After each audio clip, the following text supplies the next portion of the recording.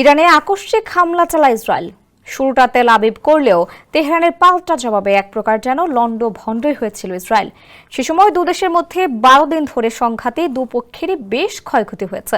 ইরানের সামরিক স্থাপনা, পারমাণবিক স্থাপনা এবং আবাসিক এলাকা লক্ষ্য করে বড় ধরনের হামলা চালিয়েছিল ইসরায়েল। ইরানি কর্মকর্তারা জানিয়েছেন, ইসরায়েলের হামলায় দেশটির জ্যেষ্ঠ সামরিক কমান্ডার, পারমাণবিক বিজ্ঞানী এবং শত শত বেসামরিক লোক নিহত হয়েছেন।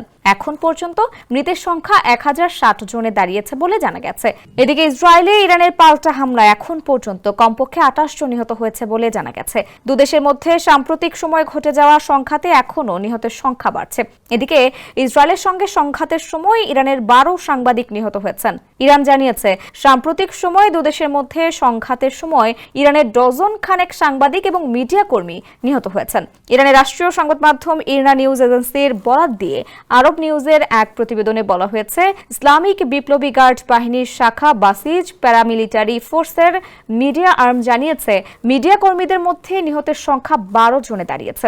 ইসরায়েল বিরোধী মিত্র গোষ্ঠীগুলোর প্রতি ইঙ্গিত করে ইরান অভিযোগ করেছে যে সত্যের পক্ষে থাকা মিডিয়ার কণ্ঠরোধ করার জন্য এবং প্রতিরোধ ফ্রন্টের মিডিয়াকে দমন করার জন্য ইচ্ছাকৃতভাবে মিডিয়া অবকাঠামোকে লক্ষ্যবস্তু করা হয়েছে।